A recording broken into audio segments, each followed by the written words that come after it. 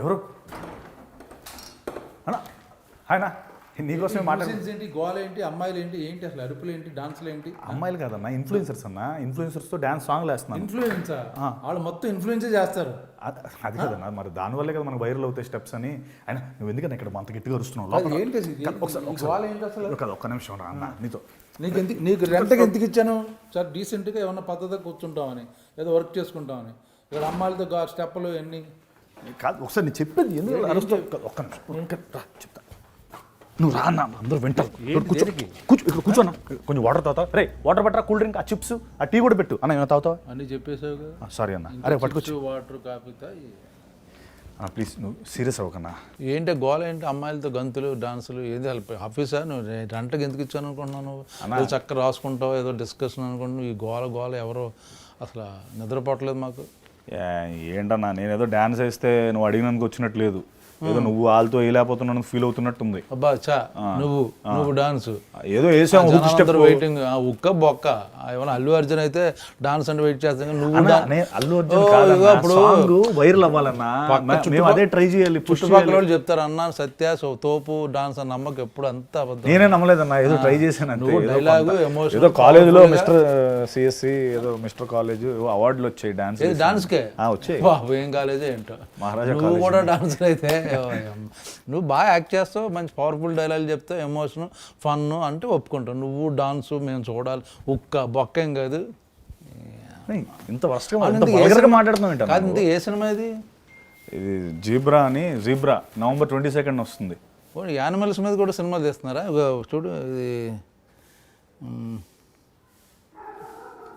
Zebra అంటే మారిపోయిందా? ఇదేనా? ఇదే నల్ల చారలు తెల్ల చారలు, ఇదే జీబ్రా. ఓ పిల్లల సినిమా అంటే యానిమల్స్ మీద జూ కాదన్నా, బ్లాక్ మనీ వైట్ మనీ అనే కాన్సెప్ట్ మీద జీబ్రా అని పేరు పెట్టారు సినిమాకి. పిల్లల cinema, animal cinema. Line king zebra అంటే నేను జీబ్రా అనుకుంటున్నానంటే ఏదో జీబ్రా లైన్స్ ఉంటాయి చూడు, ట్రాఫిక్ ఏదో వాడతారు, అదే జీబ్రా లైన్ అంటారా? లేకపోతే ఈ యానిమల్ జీబ్రా అనుకుంటున్నాను నేను అంతకాలం. చెప్పాలిగా మీరు సినిమా గురించి ఎవరికి తెలియదు అన్న. చెప్పనివ్వట్లేదు, కాదు ఏంటి ఇప్పుడు ఇక్కడ ఎందుకు ఈ కెమెరాలు గోల, ఈ సీట్లు ఏంటి అసలు ఇక్కడ? అది వేరే వాళ్ళు ఇంటర్వ్యూ చేయాల్సింది, వస్తానని చెప్తే సెట్ చేసుకున్నాం. సొమ్ము ఎక్కడ వస్తుంది? చాలా బిజీ. పైగా మీలాంటి చిన్న సినిమాలకు సొమ్ము రాదులే. పెద్ద పెద్ద కాన్సెప్ట్, పెద్ద ఎక్కువ. నాకు సంబంధం లేదు.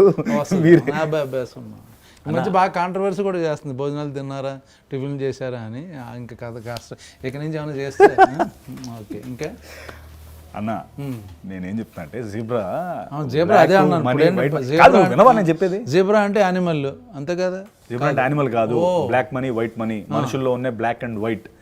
మన మనుషుల్లో మనం ఇప్పుడు నువ్వు బ్లాక్, నేను వైట్.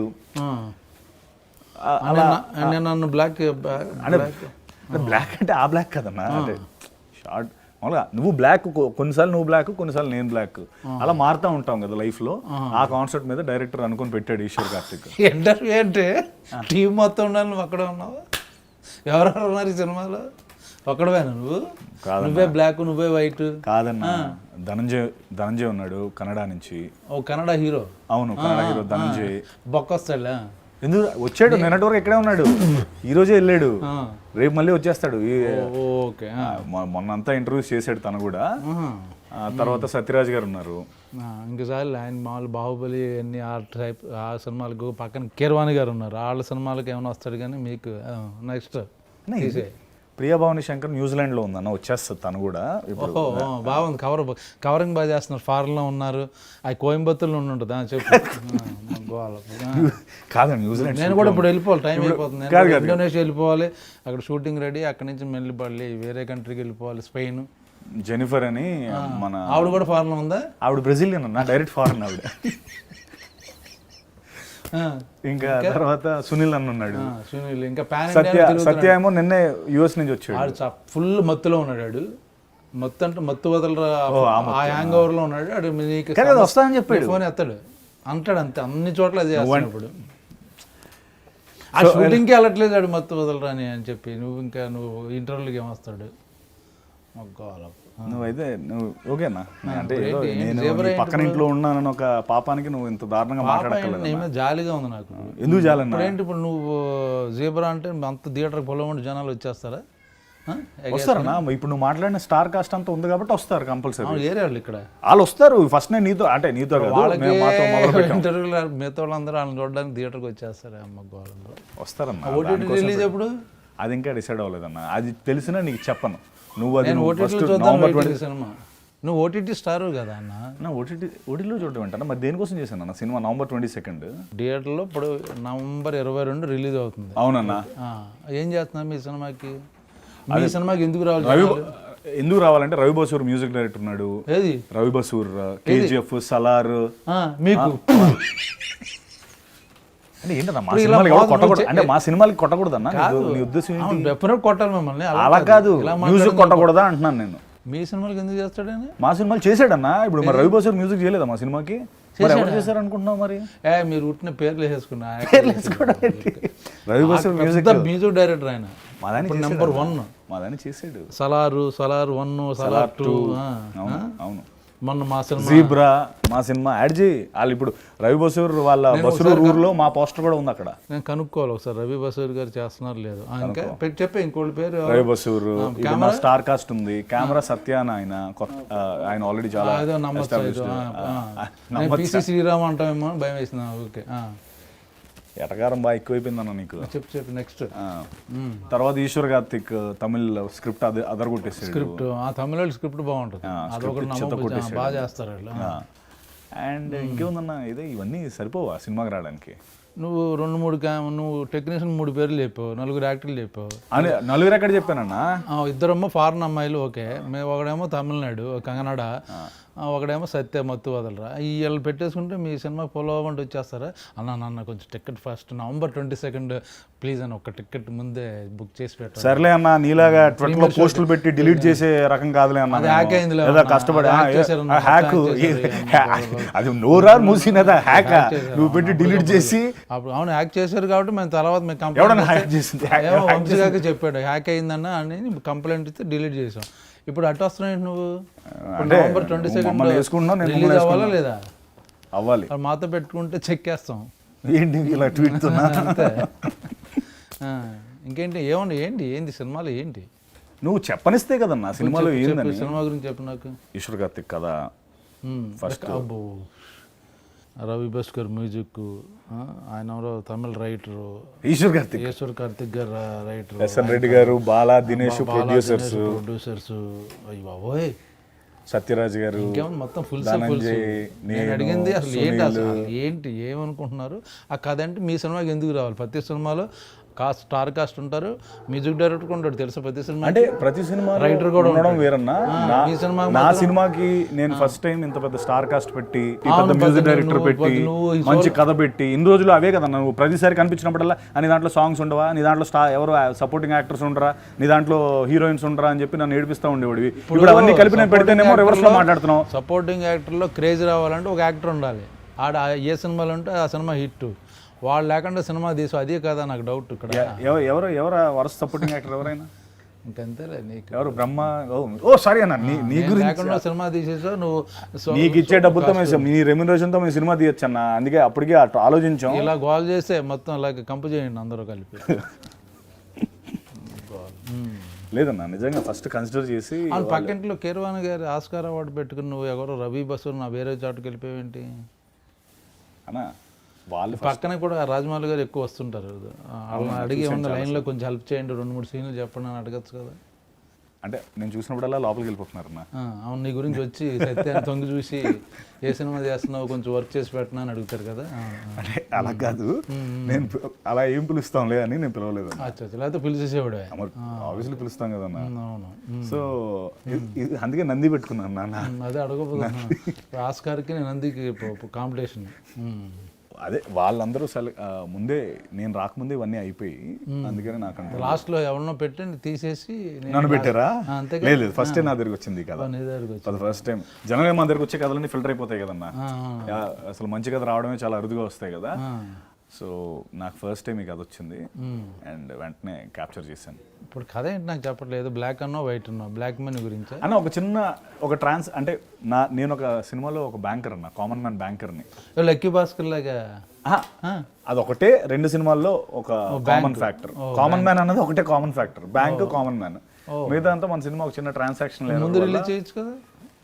ట్రై చేసామన్నా, ఆ టైంకి డేట్లో కుదరలేదు, అందుకని ఇప్పుడు వస్తున్నాం. కానీ సంబంధం లేదు, ఆ ఒక్క కాన్సెప్టే సంబంధం. మిగతా అంతా సినిమా మంది వేరు వాళ్ళది వేరు. ఇప్పుడు ధనంజయ్ వరల్డ్ ఏమో కంప్లీట్లీ గ్యాంగ్స్టర్ వరల్డ్. ఈ వరల్డ్ 2 వరల్డ్స్ కలెక్ట్. అచ్చా, ఇప్పుడు అన్ని వరల్డ్ 1 by 1 సిరీస్ తీస్తున్నారా? ఈ వరల్డ్ ఆ world part 1 part 2 universal world అదా ఏంటిది చెప్పు. అంటే వరల్డ్ అంటే పార్ట్ 2 పార్ట్ 3 అన్న. నాకు తెలియదు ఈ మధ్య అన్ని. అంటే నువ్వు సలార్లో ఉన్నావు కాబట్టి నీకు అన్ని వరల్డ్ ఏంటన్నా నీ పేరేంటన్నా సలార్లో? నీకెందుకు చెప్పన్నా, వద్దులే. ఆ సినిమాలు ఈ సినిమాలు వేరు, దాని గురించి డిస్కషన్ నెక్స్ట్. అడుగుతున్నాను మామూలుగా. నీ ఆ వరల్డ్ కాదులే అన్న, ఇది అంటే మా వరల్డ్లో ఈ ఒక్క వరల్డ్లో ఒక 3 వరల్డ్స్ ఉంటాయి. ఆ వరల్డ్స్ అన్ని కనెక్ట్ అయ్యి మేము ఎలా సాల్వ్ చేస్తాం ఇష్యూని, ఆ ట్రాన్సాక్షన్ ఎర్రర్ వల్ల నా లైఫ్ అప్సైడ్ డౌన్ అయ్యి కామెడీ, నేను సత్య కామెడీ చేసుకుంటూ హైస్ట్లు కాన్లు ఏదో ట్రై చేశాను అన్న. నువ్వు comedy, yeah baby steps, very good comedy. This is comedy. Okay. So ఏదో చిన్న ఫుల్ ఫన్ ఉంటుంది నాది సత్యాది.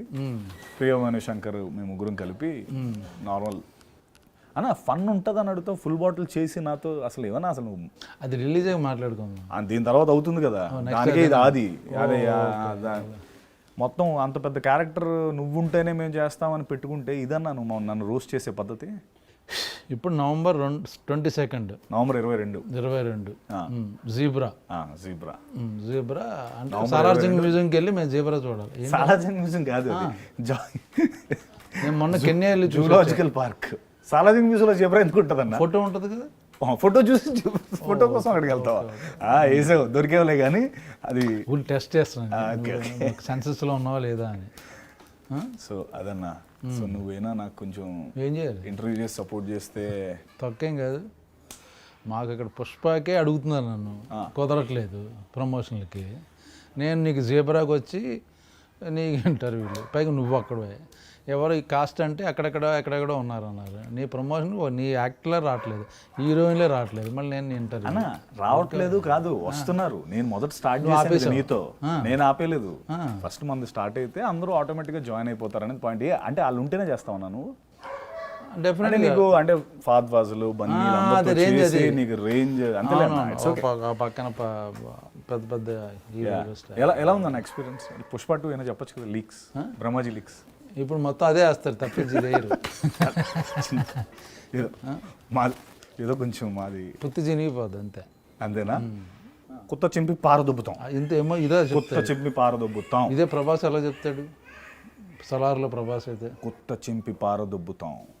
ఎన్టీఆర్ అలా చెప్తాడు. ఎందుకు ఇవన్నీ నేను అడగచ్చు కదా. ఎన్టీఆర్ అలా చెప్తాడు చెప్పు. ఎలా చెప్తాను? తారకాన్ని అడగాలి. నువ్వు ఎలా చెప్తానంటే నేను చెప్తాను కానీ అతని ఎమోషన్ ఎలా ఉంటుంది తారక్ది. కొత్త చింపి పారదొబ్బుతాం. ఇంకా ఏంటిది చెప్పాను, అంతే వచ్చి నాకు. వదిలే, ఎక్కువ అడిగితే దొరికిపోతాం, అందుకే ఎందుకు వచ్చింది. ఓకే. ఇప్పుడు మొన్న అదేంటి మన రామ్ చరణ్ స్టిల్ వచ్చింది, ఇలా కూర్చుని. అవును, అలా ఫీల్ అవుతున్నావు నువ్వు? అలా కూర్చుని కలజోడి ముందు కలజోడి లేదా ప్రభాస్ అనుకుంటున్నావా? అంటే అనుకునే హక్కు కూడా లేదన్నా. అనుకోవడం వేరు, నా ముందు చూపించడం వేరు. చూపించుకో ఎప్పుడు అలాగా. ఏంటి ఇప్పుడు సినిమా పేరు?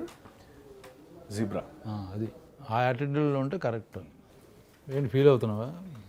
లైట్గా ఫీల్ అవ్వకు, చాలా దరిద్రంగా ఉంది. మామూలు క్యాజువల్ కూర్చో. ఇప్పుడు ఏంటి రవి బసూరు సలారు మ్యూజిక్ డైరెక్టర్ పెట్టుకుని మాస్ హీరో అయిపోదాం అనుకుంటున్నావా? మర్చిపోయి ఆయన మాస్ హీరోకి బ్యాక్గ్రౌండ్ చేస్తుంటాడు కదా. నువ్వు నీకు కూడా చిన్నగా కొంచెం చిన్నగా ఏంటి కొంచెం ఎలా ఎదగాలి కదన్నా. నువ్వు సింధూరం చేసినప్పుడు లేదా నీకు? మరి ఏమైంది ఇప్పుడు? అవుతాయండి. అరే ఎంత ఎంజాయ్ చేస్తున్నావు బా. ఓహో, కాదన్నా ఏదో నీ గురించి కాదన్నా, నాకు మామూలుగా ఏదో నవ్వు వచ్చి. ఇప్పుడు జీబ్రా అవునాయి. అంతకుముందు ఏం చేసావు? దీని ముందు చెప్పు లిస్ట్. హలో, నేను నీ గురించి నవ్వలే. ఎవరి గురించి ఇప్పుడు అదే అన్న నీ మీద నువ్వు జోకేసుకున్నావు, నేను నవ్వితేమో నాకు రివర్స్లో నన్ను వేసుకున్నావు. నెక్స్ట్ మన పాత ఏంటి? సో ఇప్పుడు దీంతో నువ్వు సెటిల్ అయిపోతావు. మంచి సినిమా చేశాను జీబ్రా, బ్రహ్మాండం సపోర్టింగ్ కాస్ట్ ఉంది, ఎస్ అన్న. బ్రహ్మాండం కథ ఉంది, అంటే కాదన్న డైరెక్టర్ ఉన్నారు కాబట్టి ఈ సినిమా చాలా హెల్ప్ అవుద్దని అనుకుంటున్నావు. నేను నిజంగా దేవుని ప్రార్థిస్తున్నాను నీ సినిమా సూపర్ డూపర్ హిట్ అవ్వాలి. ఎందుకంటే తల్లి నాకు కరెంట్ బిల్ కట్టట్లేదు 4 నెలల నుంచి. ఈ సినిమాతో నువ్వు నాకు 2 నెలల నుంచి రెంటో కట్టట్లేదు. ఈ సినిమా తర్వాత నువ్వు మొత్తాన్ని ప్రాపర్గా కడతావని అనుకుంటున్నాను. సరే వెళ్ళొస్తాను, నువ్వు మళ్ళీ అమ్మ గోల్ ఇంటర్వ్యూ తొక్కలేదు కూడా. నేను మీ జీబ్రా కూడా ఇంటర్వ్యూ చేస్తే నా పరువేంగా నెక్స్ట్ డిసెంబర్ 5th మా సినిమా ఉంది. ఏంటి అనుకుంటున్నావు? అంటే అప్పటి వరకు ఉంచుకోండి థియేటర్లో, లేకపోతే పుష్ప తగ్గేదేలే. 2 అన్న మర్చిపోయావు. పుష్ప తగ్గేదేలే అన్న. కాదు ఒక్క నిమిషం, కాదు అన్న గెద్దం లేదు మళ్ళీ తగ్గేదేలే అంట. ఇంటర్వ్యూ అయిపోయింది. ఎడిట్ చేసి వేసేయండి రా ఈయన తెలియకుండా. ఓకే.